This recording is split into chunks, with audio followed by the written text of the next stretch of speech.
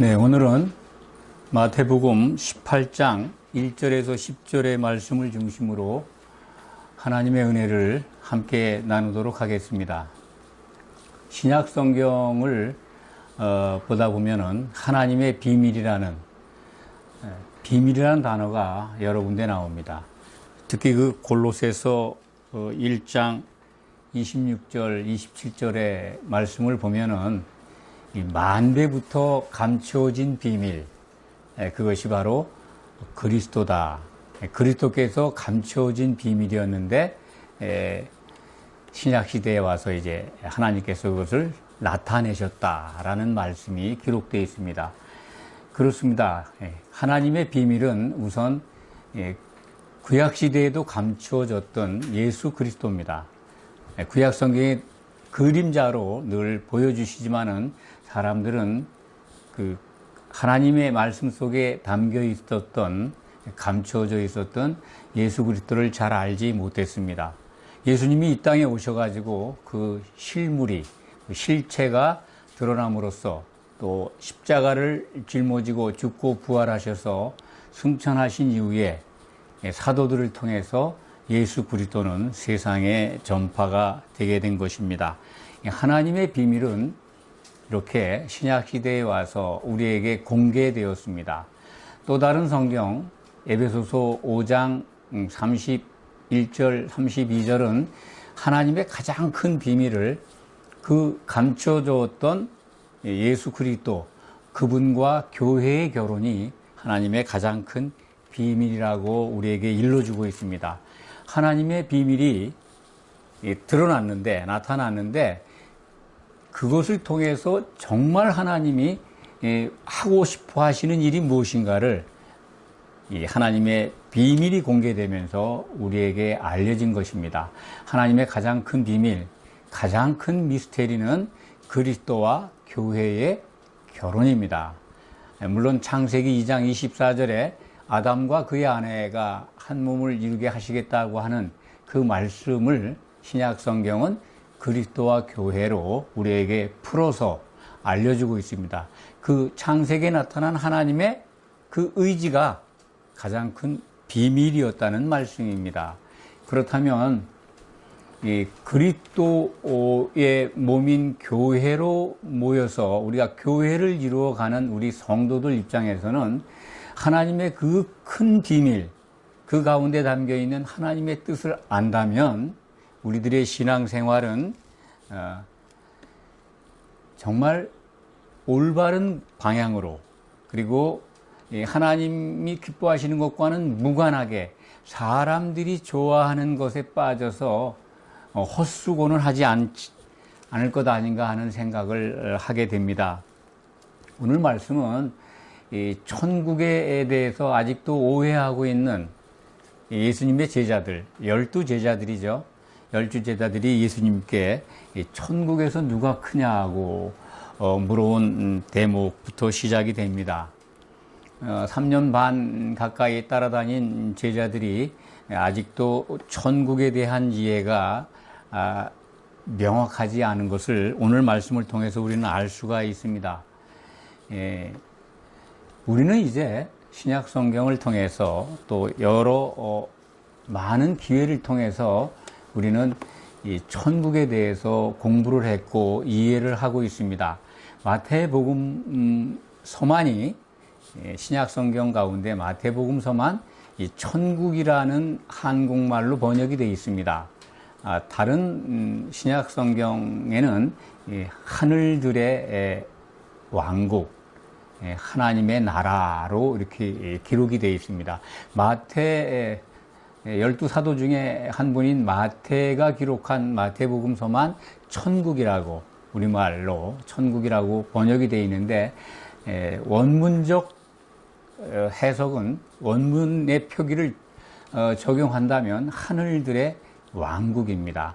복수의, 쌍수의 하늘 가운데에 존재하는 하나님의 나라, 이렇게 이해하시면 됩니다.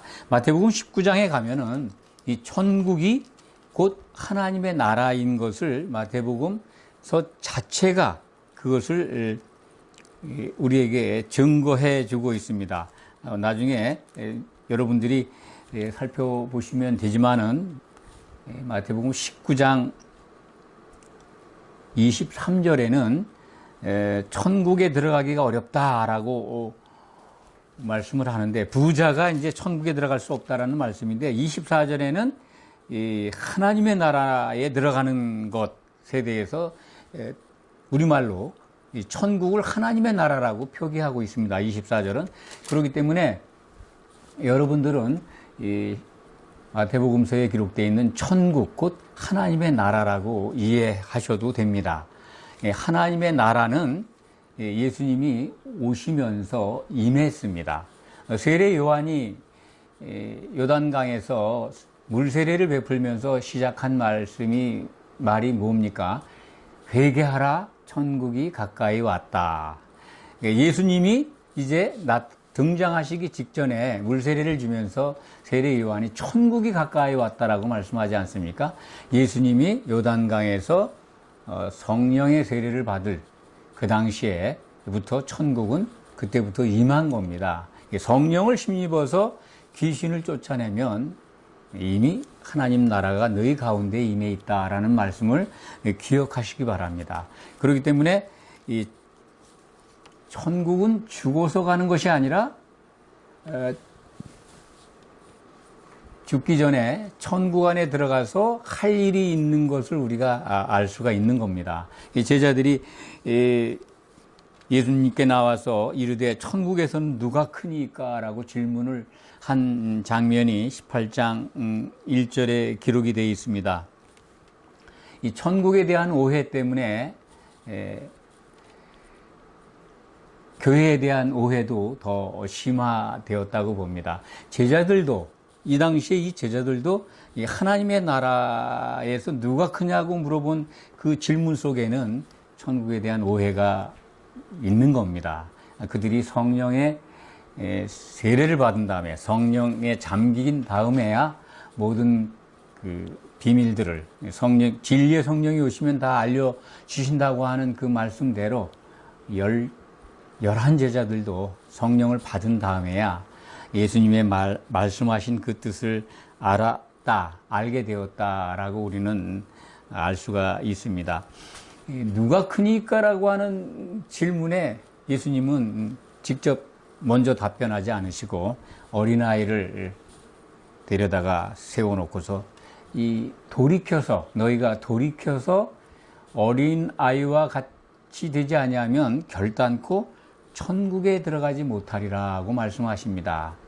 천국에 먼저 들어가야 된다는 걸 알려주시는 겁니다. 천국에서 누가 크냐라고 하는 질문에 앞서서, 그거에 대한 답에 앞서서 천국에 들어가야 된다 하는 것을 일러주는 말씀입니다. 여기서 보면 이제 우리들은 회개라는 개념으로 이해를 합니다. 어린아이처럼 돌이켜서 낮아지는 걸로 이해하기 쉽습니다만, 여기서 어린아이는 갓났다는 거죠. 갓 태어났다는, 아이들처럼 이렇게 다시 태어나야 된다는 말씀입니다. 우리가 장성한 사람들이 어떻게 아이들처럼 바뀌어질 수가 있겠습니까? 그렇다면 이것은 우리의 마음이 어린아이처럼 순진해져야 된다, 그렇게 해석을 할 수도 있습니다만, 여기서 돌이킨다고 하는 말씀은 잘 기억하시기 바랍니다. 예수님이 영이 살아나야 된다라고 하는 요한복음 3장 5절의 말씀, 그것이 적용되면 이 말씀이 잘 이해가 될 겁니다. 그러니까 거듭나야 된다라는 말씀입니다. 갓난아이처럼 영이 살아나면 갓난아이 아닙니까? 영이 살아난 측면에서 보면 그렇게 영이 살아나야 천국에 들어갈 수 있다는 겁니다. 요한복음 3장의 말씀도 그것을 우리에게 일러주지 않습니까? 물과 영으로 나지 아니하면 천국에 결단코 들어가지 못한다 하는 말씀과 동일한 말씀입니다. 그러니까 영이 살아나야 된다. 너희가 지금 내게 천국에서 누가 크냐고 물어봤지만 먼저 천국에 들어가야 된다. 그러려면 영이 살아나야 된다. 이 부분을 전부 다 회개하는 것, 이 마음, 우리들의 그 성질, 기질, 이것이 바뀌어서 이 회개하는 것, 그런 것들로 연상을 하고 생각을 하는데 그건 굉장한 오해입니다. 예수님은 천국에 들어가는 조건을 영이 살아나는 걸로 거듭나야 된다. 거듭나는 것은 예수님이 노뱀인 거를 인정하는 겁니다. 노뱀. 그게 굉장히 중요한 말씀입니다. 예수님을 믿습니다라고 하는데 어떻게 믿습니까? 어떻게 바라봅니까? 영이 거듭나는 조건입니다. 예수님이 바로 하나님이 사람이 되셨다는 겁니다. 노뱀. 하나님이 사람이 되셔서 나무에 달려서 십자가에서 죽으셨다. 사람들의 죄를 대속하시고 십자가에서 피를 흘리시고 그 피로 교회를 사셨다. 이것을 바라보는 사람들, 그러니까 노뱀을 바라봐야 이 영이 살아난다는 것을 우리는 알 수가 있습니다. 그래서 그렇게 예수님을 바라본 자들이 천국에 들어오는데, 그런데 천국에 들어온 다음에 또 4절에 보면 누구든지 이 어린아이와 같이 자기를 낮추는 사람이 천국에서 큰 자다. 사람들은 다 누구나 마찬가지입니다. 자기가 스스로 낮아지려고 하지 않습니다. 그것은 인간의 인지상정입니다. 어디선가 어느 구성원에서든지 간에 자기가 좀 드러나려고 하고 대우를 받으려고 하고 인정받으려고 하는 마음이 있습니다. 그렇지만 하나님께서 우리에게 주신 말씀 속에서 보면은 자기를 낮추는 자가 큰 자가 된다는 말씀을 우리는 성경 속에서 발견하게 됩니다. 사람의 생각과는 다른 겁니다. 사람들은 자기가 다 인정받고 높아지려고 하고 대우받으려고 합니다. 스스로 자기가 무시당하고 낮아지려고 하는 사람 별로 없습니다.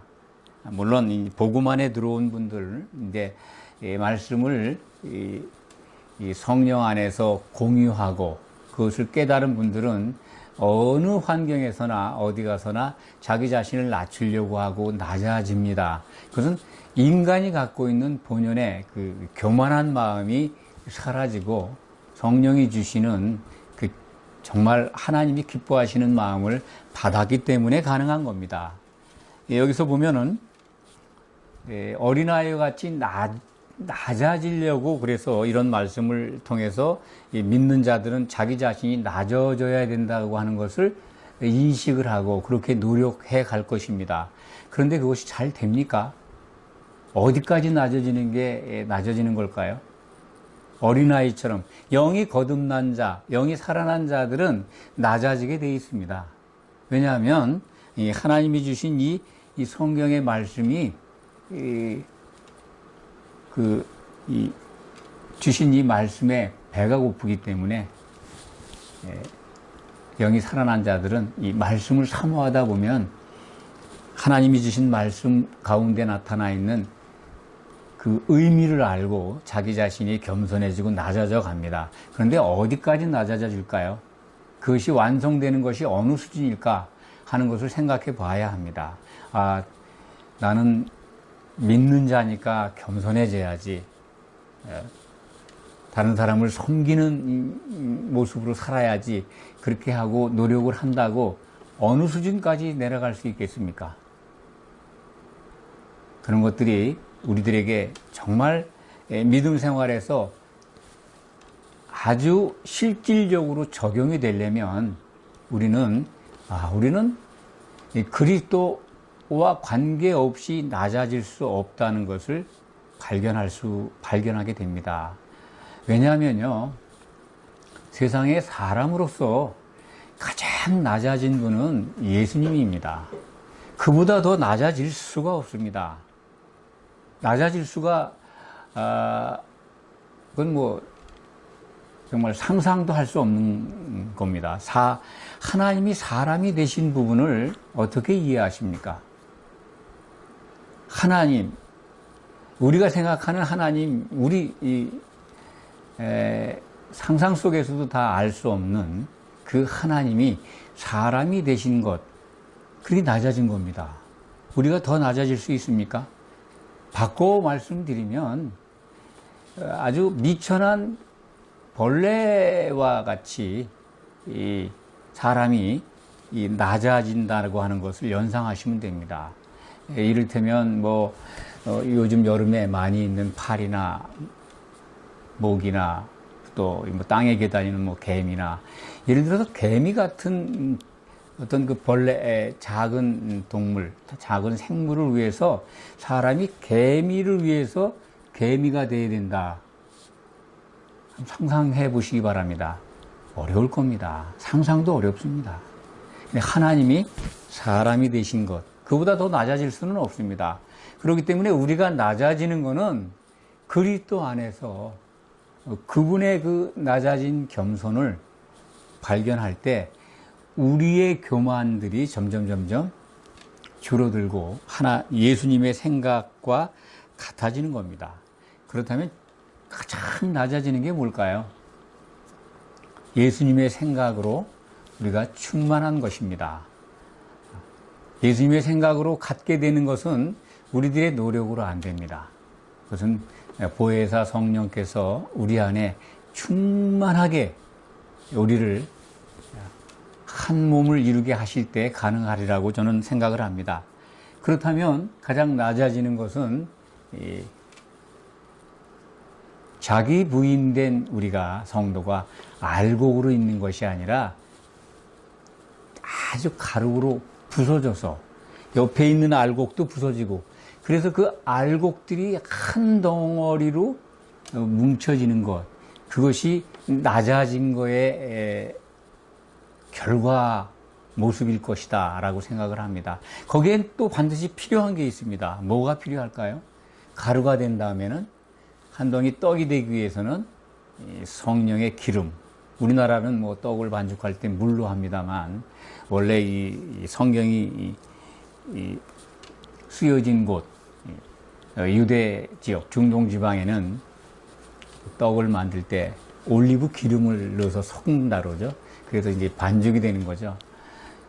가루가 된 다음에 그래서 성령의 기름이 필요한 겁니다. 성도들이 이러한 낮아지는 것, 이 낮아지는 것이 이루어내는 모습, 그것이 필요한 곳, 그것이 바로 교회입니다. 오늘 말씀은 예수님이 마태복음 16장에서 공생의 기간이 이제 마무리되는 후반부죠. 그때 이제 그동안 쭉 참고 계셨던 말씀을 하는 겁니다. 마태복음 16장에서 베드로의 고백을 듣고 난 후에 내가 이 반석 위에 내 교회를 세우겠다. 교회를 세우실 것을 선언하시고, 오늘 말씀은 그 교회를 세우셔야 하는 예수님의 뜻 가운데에서 교회를 설명하고 있는 것입니다. 교회가 어떤 곳인가? 정말 낮아진 자들이 모여서 하나가 되는 그런 것이 교회인데, 그 교회가 세워지는데 회방하거나 방해하는 자들은 굉장히 화가 있다. 이런 말씀을 지금 하시는 겁니다. 누가 크냐라고 하는 질문을 받으셨지만은 큰 것이 중요한 게 아니라 정말 큰 자가 어떤 것인지, 정말 낮아져야 되는 것. 성도들이 서로 아주 가루가 돼서 옆에 있는 성도들을 위해서 자기 자아가 죽는 것, 자기 자신을 위해서도 부서지는 것, 그런 것들을 말씀을 오늘 말씀에서는 하시지는 않았지만은 자기 부인이라는 말씀을 통해서 우리는 예수님의 뜻을 발견하게 됩니다. 오늘 말씀은요, 교회 안에 들어와 있는 성도들에게 주시는 말씀입니다. 교회 밖에 있는 믿지 않는 자들에게 주신 말씀이 아닙니다. 이것을 오해하기 때문에 여기에 나와 있는, 아주 예수님은 구체적으로 신약 성경에서 지옥 불을 여러 번 말씀합니다. 물론 다른 데서는 바깥 어두운 데라고 말씀하시기도 하고 깊은 바다라고도 말씀하십니다. 여기 6절에 보면 이런 말씀이 나오죠. 누구든지 나를 믿는 이 작은 자 중 하나를 실족하게 하면 차라리 연자 맷돌이 그 목에 달려서 깊은 바다에 빠뜨려지는 것이 나으니라. 이 깊은 바다라고 먼저 말씀하십니다만 그게 8절에는 영원한 물이라고 말씀하시고 그 다음에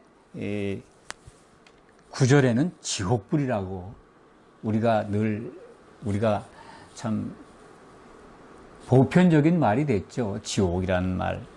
믿지 않는 사람들도 지옥은 두려워합니다. 지옥불에 들어간다 하는데 오늘 말씀 이것은요, 믿지 않는 자들에게 주신 말씀이 아닙니다. 믿는 자들에게, 천국에 들어와 있는 자들에게 실족하게 하는 자들은 지옥불을 면치 못한다는 겁니다. 실족하게 하는 자들은 교회에 들어와 있는 자들이고 실족한 자는 그것도 교회 안에 들어와 있는 성도들을 일컫는 말씀입니다. 교회에 대한 오해에서부터 시작해서 이렇게 믿는 자는 지옥불에 안 간다고 하는 좀 더 확대된 오해, 천국에 대한 오해, 교회에 대한 오해, 또 심판에 대한 오해, 그런 것들이 겹쳐져 가지고 지옥은 믿는 자들은 안 가는 것으로 우리가 알아왔습니다. 그래서 교회에 예수만 믿으면 지옥에 가는 일은 절대로 없다라고 하는 것이 일반적인 성경 해석이었습니다. 그런데 예수님 말씀을 한번 자세히 들여다보시기 바랍니다. 오늘 말씀에서도 나를 믿는 이 작은 자 중에 하나를 실족하게 하면, 믿는 자들이 실족하는 것은요, 교회 안에서 실족하는 겁니다.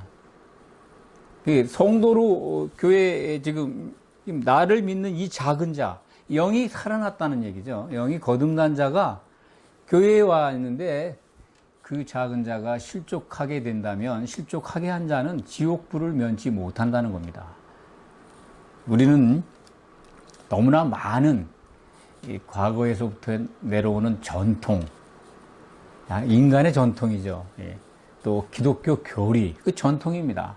전통에 빠져가지고 예수님이 자세히 일러주신 것도 너무나 오해를 하고 있기 때문에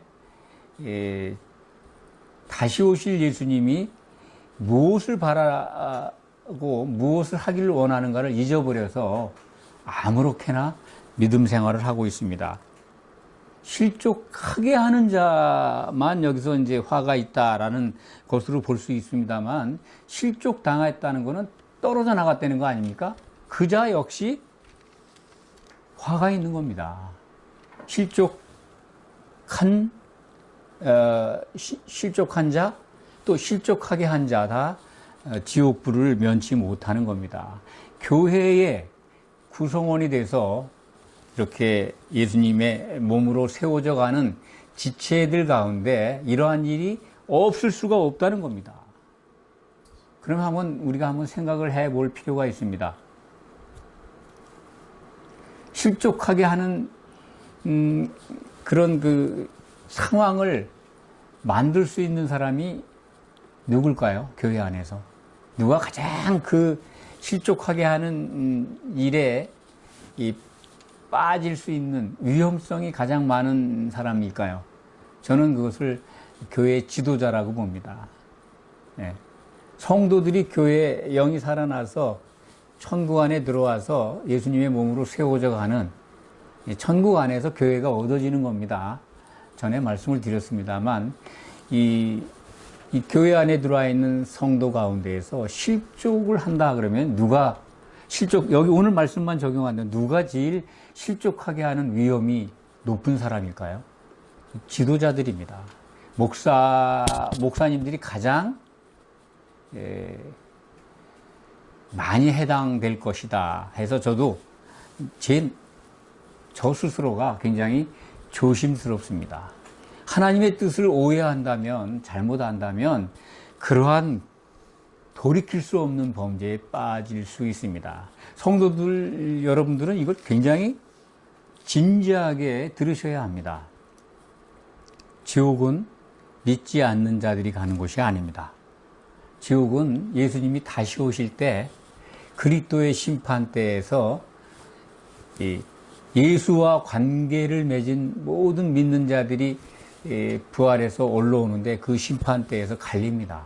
혼인잔치에 들어가는 성도들과 지옥불에 던져지는 탈락자들, 실족한 자들의 운명이 갈리는 겁니다. 물론 지옥불에 던져지는 그 기간이 성경을 통해서 보면 천년 기간입니다. 천년 왕국 기간 동안에 지옥불에 던져지고 성도들, 혼인잔치에 들어간 이기는 자들이 된 성도들은 그리스도와 더불어 그의 나라에서 왕노릇합니다. 그게 천년 기간이죠. 그 다음에 다 다시 이제 신보자 심판 때에 나오게 됩니다. 물론 혼인잔치에 들어간 성도들은 둘째 사망의 해를 절대로 받지 않습니다. 신보자 심판 때에서는 그들을 심판하는 심판 보좌에 앉아 있는 것을 우리는 성경을 통해서 발견하게 됩니다. 이 교회에 대한 오해를 좀 더 말씀을 드리겠습니다. 교회에 대한 오해가 너무 많기 때문에 오늘 말씀도 성도들에게 또는 가르치는 분들에게, 듣는 분들에게 굉장히 어렵게 적용이 됩니다. 이 교회는 말입니다. 우리는 늘 들어 알지만 그리스도의 몸이라고 압니다. 그리스도의 몸이 그럼 뭐냐? 예수님은 그 몸은 부활승천해서 영의 몸으로 부활승천해서 하나님 우편에 앉아 계신데 여기에 남겨놓은 그 몸은 뭐냐? 하나님과 만날 수 있는 몸. 예수님이 요한복음 2장에 기록되어 있죠. 이 성전을 헐라 내가 사흘 만에 일으키리라. 사흘 동안에. 그 몸. 바로 성전이라고 하신 말씀에 우리는 유의해야 합니다. 성전이라고 하는 것은 하나님을 만날 수 있는 곳입니다. 신약 시대에 와서 예수님의 몸이 바로 성전, 하나님을 만날 수 있는 곳인데 그 몸은 교회입니다. 그 교회에 그러면 교회의 내용이 뭐냐 이거죠. 교회, 그분의 몸, 예수님의 몸을 이루고 있는 교회의 실체가 뭐냐? 성도들입니다. 그걸 오해하기 때문에 구약시대의 성전을 생각하기 때문에 건물로 예배당을 성전으로 받아들이고 오해하기 때문에 교회에 대한 인식이 너무나도 성경적이지 않은 겁니다. 나아가서 또 다른 교회에 대한 오해가 있죠. 신약 성경을 잘못 해석하거나 적용해서 이 성도 각자가 이 성령이 우리 각자 안에 들어와 있기 때문에 성전이다. 하나님을 만날 수 있지 않느냐, 각자가. 성경을 오해한 겁니다. 너희가 한 성전이라는 말씀, 고린도 전서 3장 16절로 기억을 합니다. 너희가, 너희, 성도들이 모인 그 교회가 하나의 성전이다. 그런 말씀입니다. 그것을 각자로 이해하기 때문에 교회에 대한 오해가 또 심화된 겁니다. 각자가 교회고 각자가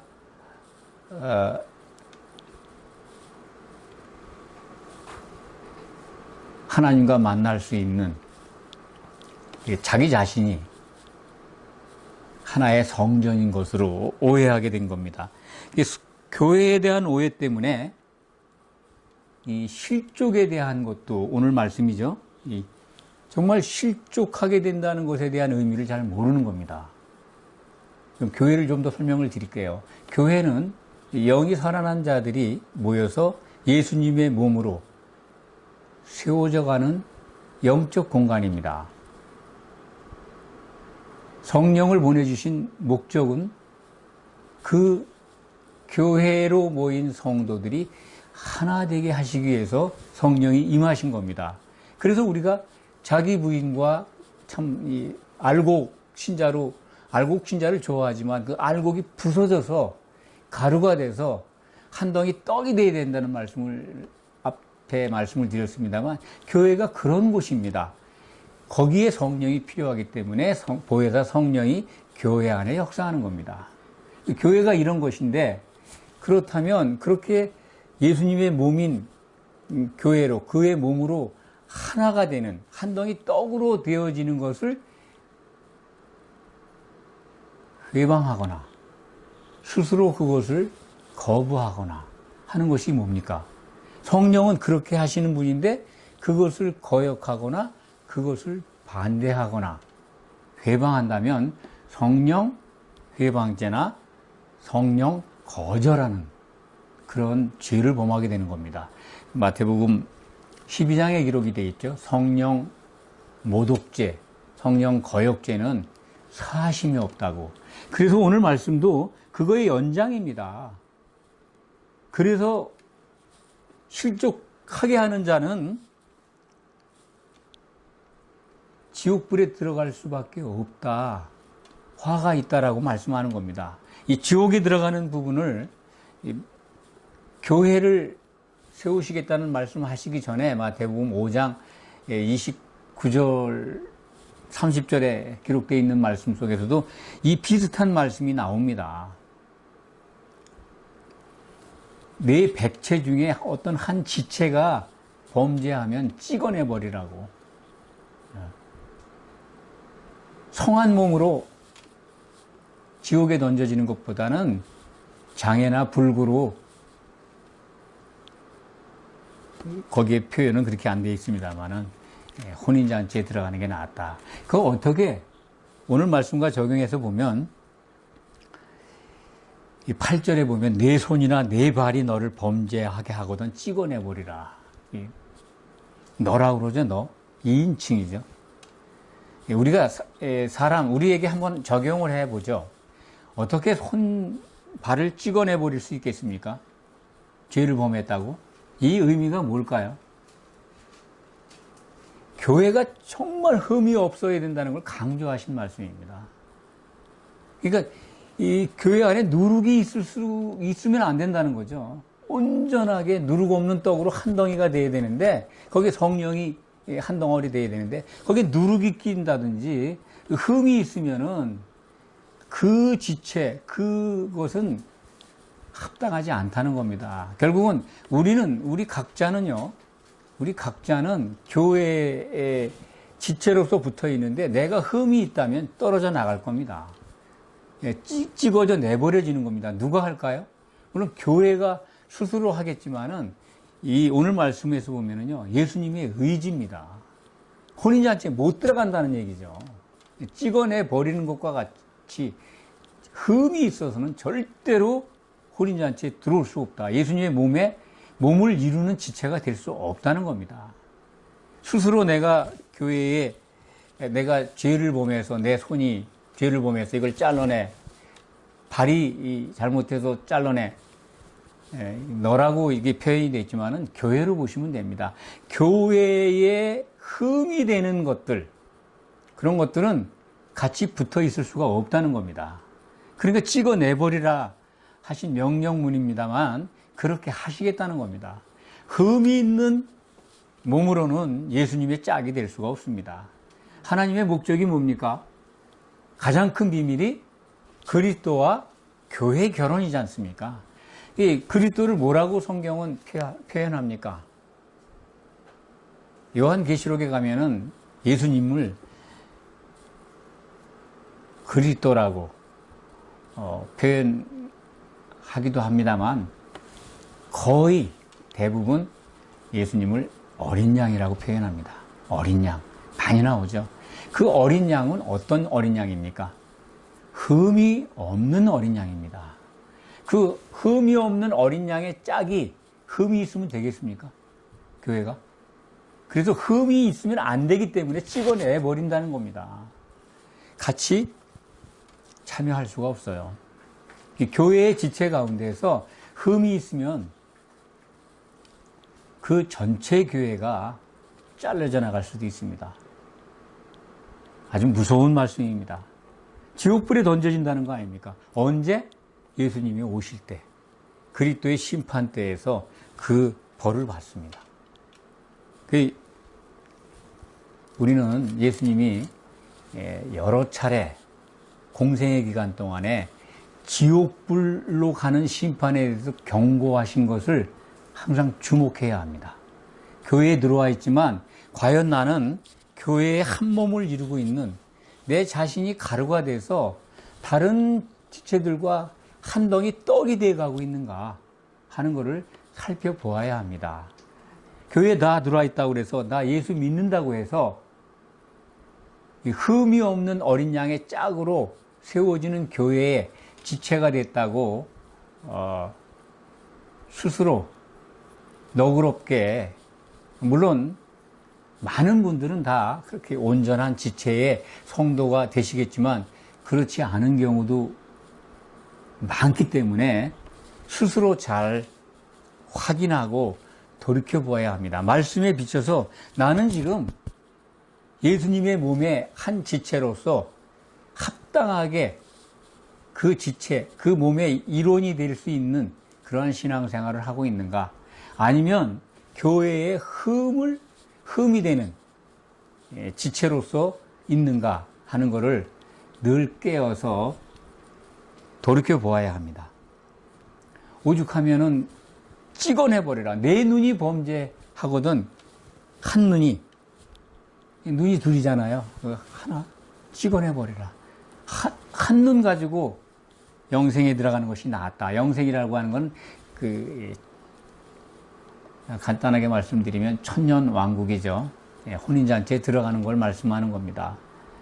우리는 정결한 한 처녀, 한 신부로 단장되어 가는 그 신부의 지체들입니다. 내 각자가 예수님의 신부가 아닙니다. 교회에 대한 오해가 교회를 건물로 알고, 그리고 각자가 교회인 것으로 또 오해하고, 자기 자신이 성도 각자가 예수님의 신부로 아는 것, 이거 참 곤란한 오해입니다. 성경은 그렇게 말씀하지 않습니다. 신부 또한 예수님의 짝이 되는 교회, 완성된 교회의 모습 또한 한 신부입니다. 그것을 잊어버리면 안 됩니다. 그래서 찍어내 버릴 수밖에 없는 겁니다. 한 신부로, 정결한 흠이 없는 신부로 단장되어야 되는데, 흠이 있는 지체가 거기 있으면 그거는 신부로서의 자격이 없습니다. 그런 것을 흠이 없는 어린 양 그리스도의 짝으로 받아들일 수가 없습니다. 하나님은 그것을 우리에게 일러주시는 것입니다. 오늘 하나님의 비밀 가운데 또 하나의 비밀이라는 제목을 우리가 갖고 말씀으로 은혜를 받고 있습니다. 하나님의 가장 큰 비밀, 창세전에 만대 전부터 감춰두었던 비밀은 그리스도입니다. 그리스도가 나타나셔서 이제 그리스도와 교회의 결혼이 하나님의 가장 큰 비밀이라고 신약 성경은 우리에게 일러주고 있습니다. 그런데 그 신약 성경 가운데에서 또 하나의 비밀이 있습니다. 그 비밀, 하나님의 비밀 가운데 많은 비밀이 있습니다만 저는 그것을 비밀이라고 봅니다. 그것이 뭐냐면 매우 좁은 문이라는 겁니다. 혼인잔치에 들어가는 이 교회, 어린 양의 신부로 하나 되는 그 지체가 되는 것이 매우 적다는 겁니다. 그것을 오늘 말씀드리고 싶어서 이렇게 여러분들에게 긴 시간 동안 설교를 드립니다. 좁은 문입니다. 넓은 문이 아닙니다. 예수님이 마태복음 7장에서도 말씀을 하셨고, 누가복음 13장 24절인가요? 거기에서도 좁은 문으로 들어가길 힘쓰라고 하셨습니다. 넓은 문이 아닙니다. 왜냐하면요, 이렇게 실족하는 일들이 많다는 겁니다. 정결한 처녀로 단장되는데 회방이 되거나 흠이 된다면 다 탈락시킬 수밖에 없습니다. 마태복음 22장에 보면은 예복을 입지 않고 오찬에 참여했던 한 사람이 쫓겨나죠. 바깥 어두운 데로. 그게 만찬장에 못 들어갑니다. 혼인식의 그 잔치는 만찬입니다. 우리는 어린 양의 그 혼인잔치가 만찬인 것을 알아야 합니다. 오찬에 참여했다고 해서 다 만찬에 들어가는 게 아닙니다. 예복을 안 입은 한 사람이 바깥 어두운 데로 던져집니다. 그것이 바로 깊은 바다이기도 하고 불지옥입니다. 여러분들은 오늘 말씀을 통해서 예수님의 짝인 이 어린 양의 신부, 그 완성된 교회는 절대로 흠이 있는 자는 못 들어갑니다. 예수님이 오늘 범죄하게 하거든 찍어내버리라고 하신 말씀을 기억하시기 바랍니다. 그렇게 하시겠다는 겁니다. 흠이 있는 신부를 받아들일 수가 없습니다. 그것이 하나님의 뜻입니다. 우리가 생각해도 그런 것 아니겠습니까? 그 신부가 각자가 아니라 단장된 정결한 한 처녀, 그와 결혼하시겠다는 것이 예수님의 뜻입니다. 그것이 하나님의 비밀이고 하나님의 목적입니다. 하나님의 비밀 가운데 또 하나의 비밀, 혼인잔치에 들어가는 공개된 비밀이죠. 공개되어 있습니다. 성경에 공개되어 있는데 이 좁은 문을 또 오해하고 있습니다. 그래서 넓은 문으로 많은 사람들이 넓은 문으로 다 몰려가고 거기에서 뭔가 위안을 받고 위로를 받고 다 그리스도의 신부가 될 걸로 믿고 있습니다. 그리고 환호하고 있습니다. 신약 성경은 그렇지 않습니다. 정말 그렇다면 얼마나 좋겠습니까? 성경은 그렇게 말씀하지 않는다는 겁니다. 오늘 말씀을 통해서 이제는 우리가 성도 각자가 다시 한번 예수님의 몸으로 세워져 가는데 무엇을 해야 하는가? 하나님이 기뻐하시는 것이 무엇인가를 바라보고 이제는 그 길을 향해서 나아갈 때입니다. 여러분들에게 이 놀라운 이 승리하는 길이 항상 충만하게 보여지고 그래서 그것을 적용하면서 따라가는 복이 있기를 축원합니다. 아멘. 기도하겠습니다. 아버지 하나님 감사합니다. 흠이 없는 정결한 한 처녀로 단장되는 어린 양의 신부, 그 신부의 지체가 되기 위해서 이렇게 모였습니다. 하나님께서 주신 말씀을 통해서 우리가 무엇을 준비해야 하는지 그것도 함께 알았습니다. 아버지 하나님, 우리가 자기 부인을 통해서 온전하게 가루로 부서져서 한 덩이 떡이 되는데 하나님의 크신 은혜와 성령의 놀라우신 역사가 있기를 원합니다. 우리 가운데 절대로 누리기 끼어들지 않도록 우리를 지켜주시고 보호하여 주시옵소서. 예수 그리스도의 이름으로 기도하옵나이다. 아멘.